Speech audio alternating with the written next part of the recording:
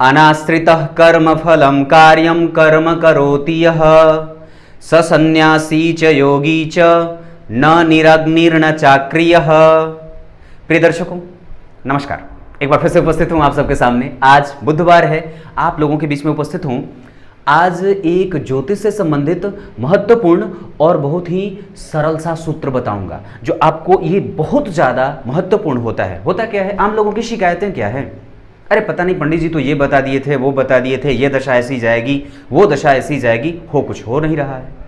तो दरअसल वो क्यों नहीं हो रहा है, ये बात समझने वाली है। क्योंकि ज्योतिष तो कभी सूत्र गलत होता नहीं है। हो सकता है बताने वाले ने अध्ययन पक्का ना किया हो, यह संभव है।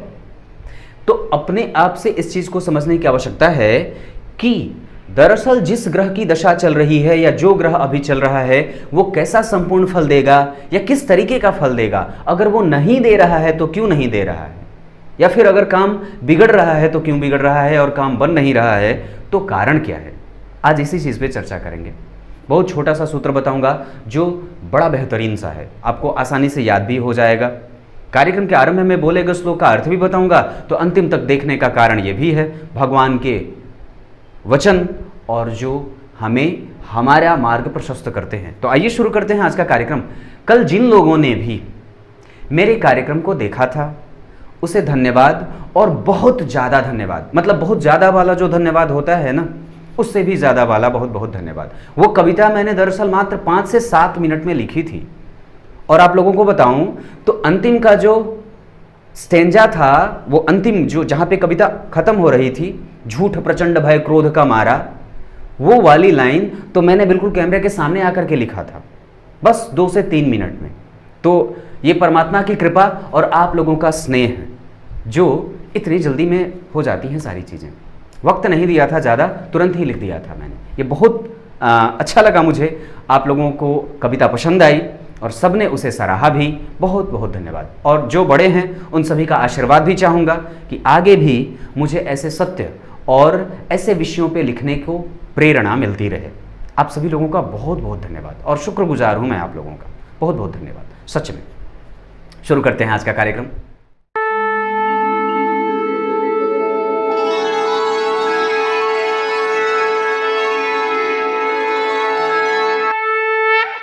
आइए अब आपको सीधे मुद्दे पे लेके आता हूं। बात यह है और बस इतनी सी है कि जिस भाव से संबंधित फल कथन को आप करने जा रहे हैं, विचार से मान लीजिए आपको सुखेश की दशा देखनी है कि कैसी बीतेगी, या मान लीजिए कि आपकी कुंडली में सुख भाव का फल कथन करना हो, तो कैसे करेंगे। तो बस एक ही बात है कि अगर जन्म कुंडली में जिस भी भाव का फल कथन करना हो उस भाव से छठे, 7वें और 8वें, तो उस भाव का छठा कौन सा होगा। मान लीजिए मुझे सुख भाव का फल कथन करना हो कि इसकी जब दशा होगी या इसके भाव कैसे रहने वाले हैं, इसके फल कैसे रहने वाले हैं आपके जीवन के लिए, तो इस भाव का छठा भाव, तो 1 2 3 4 5 6, यानी कि इस भाव का छठा भाव और ठीक इसी भाव का 7वां भाव और फिर इसी भाव का 8वां भाव। अगर इन भावों के, एक बार फिर से, जन्म कुंडली के जिस भी भाव का विचार करना हो उस भाव से छठे, उस भाव से 7वें और उस भाव से 8वें, अगर इन तीनों भावों के अधिपति, अगर दुर्बल हो ना और कमजोर हो, तो ये तीनों ही ग्रह, जैसे मान लीजिए अगर इस कुंडली पे बात करते हैं तो शनि की दशा, गुरु की दशा और मंगल की दशा, जब जब ये अंतर दशा में आएंगे तो इस ग्रह की महादशा में जब ये ग्रह तीनों अंतर दशा में आएंगे और अगर ये तीनों ग्रह कुंडली में कमजोर पड़ रहे हों तो ये इस भाव से संबंधित प्रभावों में चिंता के कारण बन जाते हैं। बात समझ में आई। मतलब इस भाव का फल कथन सिर्फ इस भाव में बैठे ग्रह और इस भाव के अधिपति की स्थिति देख करके नहीं की जाती है।